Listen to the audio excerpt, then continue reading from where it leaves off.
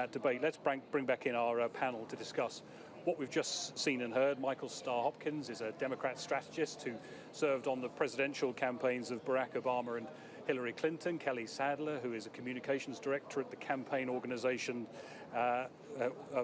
America First Action and served as a special assistant to President Trump, and Omarosa Manigault, who became famous as a contestant on the first season of Donald Trump's reality TV show, The Apprentice. She wasn't hired by him on the show, but she did go on to work in the White House, and she's since written a book criticizing the president. Thanks to all of you for listening in to all of that. And I guess, Greg, Michael, we'll start with you. I just want to tell you that I'm married. Simple question. What did you make of it? Greg, I want to make sure that you know I am married, and my last name is Newman. So okay. I don't want to ignore my... All right, thank you for that. Michael Starr Hopkins, let's start with you. There was a lot riding on Joe Biden's performance tonight. What did you make of what he did on the stage there and what the president did?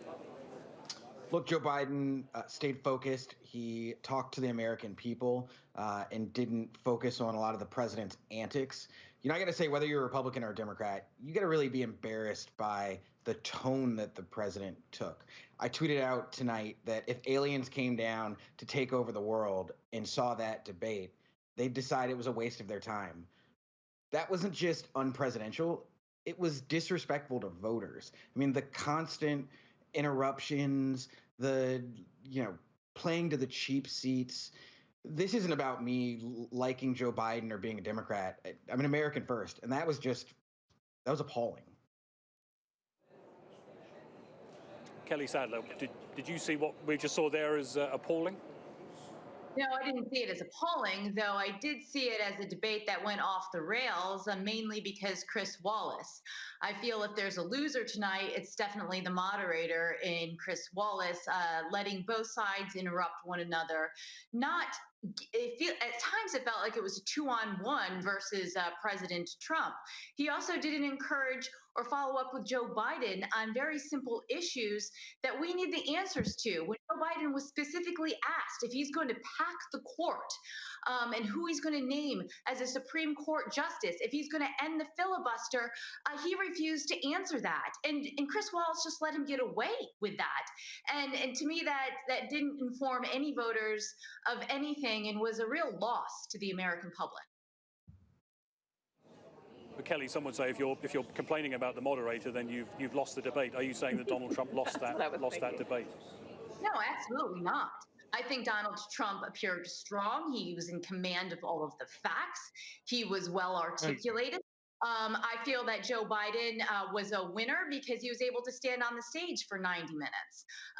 But I don't think that we learned anything about Joe Biden. And to me, that is frustrating, to be perfectly honest with you. We do know that he doesn't have any support from law enforcement and couldn't answer that question when prompted by the president. We know he thinks Antifa is an idea. Meanwhile, they are rioting across America. So there were some good nuggets in there, but all in all, there was nothing revolutionary or informed about his policy.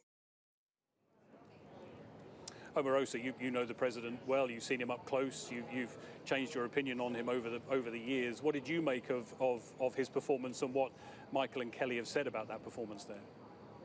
You know, Greg, I'm an independent voter. I'm a part of that group of swing voters that these folks are appealing to, and I was completely turned off by this debate. It was not a debate about policies or ideas. It was just kind of an exchanging of barbs and personal attacks. I thought it was particularly telling that instead of talking about his record, Donald Trump continued to attack Joe Biden's deceased son and his living son. And when you're spending time in a debate like this, where time is so sacred, attacking relatives, that means that you're embarrassed about your record. But overall, I have to agree with Kelly and with Michael. This was a lost opportunity for all involved, including the American people who lost out on truly a dialogue that was needed between these two men. But unfortunately, it fell short because, I mean, it was just really hard to watch, no matter what side of the aisle that you're on. It seems you all agree on that point that the tension and the tone of the debate is probably what most people will take away from it. Let's just get a flavour of that with a few short bits of what we heard over those 90 minutes, a few of the exchanges between the two men on stage.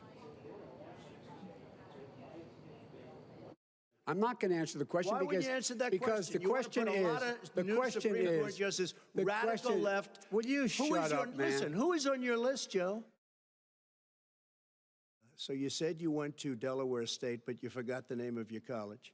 You didn't go to Delaware State. You graduated either the lowest or almost the lowest in your class. Don't ever use the word smart with me. Don't ever use that word. Oh, give me a break. Because you know what? There's nothing smart about you, Joe. You're the worst president America has ever had. Hey, Come Joe, on. So just a flavour of some of the statements made. Michael, just coming back to you talked about the tone and how it hadn't necessarily served the American public very well watching through that debate. Was there anything by way of substance that you see that the American voter, those undecided voters that we're all talking about, will have taken away as being significant from this debate? You know, I think what they saw is actually the thing that they didn't see, if that makes sense, and that's empathy from the president. I think we can all agree that COVID in and of itself is not the president's fault. But what is his fault is his continued failed response to COVID. And throughout that debate, what you saw was him failing to take responsibility for the 200,000 dead Americans and failing to acknowledge that we still don't have a plan to save 200,000, if not more, Americans. And so I think what you're going to see is President Trump's support among especially suburban white women, that's kind of the group we keep looking at, is going to continue to dwindle. And what you're really going to see is an uptick among African-American and Latino voters. And I think you're going to see what is the Obama coalition reform in 2020. I think that's really going to be what we learn from this. Kelly, we saw that the former vice president obviously made a decision to look into the camera an awful lot to address the American public directly during the course of that debate. He did it an awful lot. The president didn't do it. Is clearly that was a deliberate attempt by the vice president to reach the American people. Do you think Donald Trump, who we see leaving the venue now in his motorcade, do you think he did enough to win over those who have perhaps voted for him last time but might be wavering this time? Well, absolutely. I don't think that anybody that was in the president's Trump's base, I think they all believe he won. Everyone that is in the resistance and is a Joe Biden supporter thinks that he won. What we're really talking about is this slim margin of swing voters who may not have voted for the president the last time, but who we need to have to come into our corner. Now, I disagree slightly. I believe the COVID-19 section of the debate was very strong for the president. He was clearly in command of the facts, talking about Operation Warp Speed and how, they're breaking through the red tape, working with Johnson & Johnson and Pfizer to get this vaccination distributed to the American public very quickly. And what you saw from Joe Biden was kind of an anti-vaxxing stance where he's casting doubt on this vaccination just because it gains him politically. Now, that is not what we need as a country. We're all battling this virus together, and we don't need it to fall along political lines. The other thing with Joe Biden that came out tonight is that he blames the president for the bad economy, for shutting down the economy and all of the job losses. Well, that's a little disingenuous because Joe Biden's also talking about shutting down the economy. Further, if the science told him to do that, well, you can't reconcile those two things, and I wish he was pressed on it more from the moderator. Well, you mentioned that exchange about COVID-19, and it was clear that the former vice president wanted to make some points to the president about his handling of the pandemic. Let's just listen to a section of the exchange on that subject. You should get out of your bunker and get out of the sand trap and get in your golf course and go in the Oval Office and bring together the Democrats and Republicans and fund what needs to be done now to save lives. If we would have listened to you, the country would have been left wide open. Millions of people would have died, not 200,000. And one person is too much. It's China's fault. It should have never happened. But if you look at what we've done, I closed it, and you said he's xenophobic. He's a racist, and he's xenophobic because you didn't think I should have closed our country. Wait a minute. It says 2 minutes. You didn't think we should have closed our country because you thought it was terrible. You wouldn't have closed it for another 2 months. By my doing it early, in fact, Dr. Fauci said, President Trump saved thousands of lives. Omarosa, so much focus on how Joe Biden would show up, which Joe Biden would show up for this debate, whether he still has the mental acuity. What did you make of his performance on that level? Did he convince you that he does still have all of his mental faculties, as have been questioned by Donald Trump?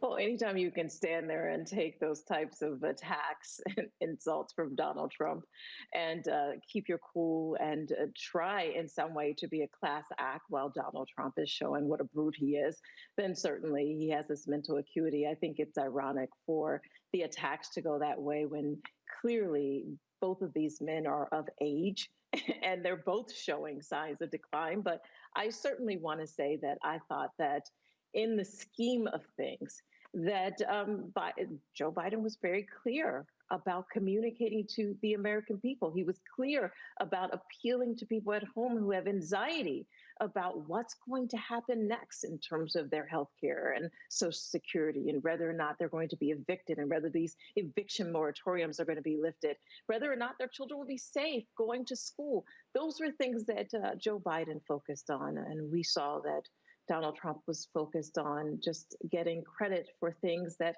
maybe he should not have been taking credit for. For instance, he said, oh, only 200,000 people died. It would have been more, but 200,000 is way too much. And so I hope that people walk away from this debate realizing that the only resolution that's going to come out on November 3rd comes from the people, and their voices are the only ones that count by casting their ballots at the poll. Michael, there'll be a lot of focus on what happened at the end of that debate, and both candidates asked if they'll accept the result and encourage their supporters to accept the result. The president saying it's not going to end well, which will worry a lot of people. What did you make of those exchanges at the end, and what they will mean as America heads towards Election Day? If you think you're going to win, then you have no problem saying that you'll support the election. That's why you're hearing Donald Trump sow division, make it seem like there's going to be things that are going to go on behind closed doors. It's because he thinks he's going to lose, and he needs an excuse. He needs some way to explain it away. What Joe Biden did when he said that he would respect the will of the voters was what every nominee before him has done. It's what you do in a democracy. And so voters, they've heard all the quotes and they've read all the tweets. They've seen him on the stage. It's time to vote. It's time to end this charade, and let's actually respect the will of the voters. And Kelly, to you that same question, do you think the president needs to do more to calm some of this concern that there is about whether the result of this election will be accepted or not? Well, I think the concern is legitimate. Just today, the New York City Board of Elections was notified that 100,000 ballots that were mailed out to Brooklyn residents were invalid. So these are examples that we see all the time. In Pennsylvania, you had military members' ballots who voted for Trump that were thrown away.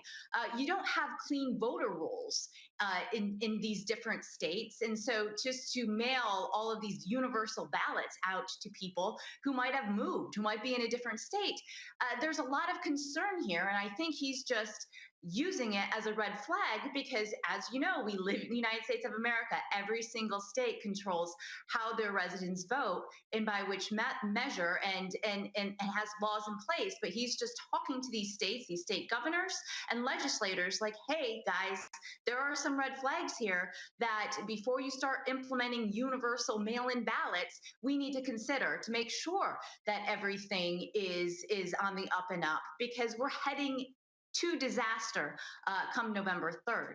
if not. Well, speaking of disaster, can we talk about what Donald Trump did with the Postal Service? I'm surprised when she mentioned about those ballots even making it to the voters, because Donald Trump commissioned the head of the Postal Service to try to disrupt the election by shutting down high level of sorting machines and removing boxes for people to even drop their ballots in. It's very surprising to me that she would even talk about ballots and how they reach people.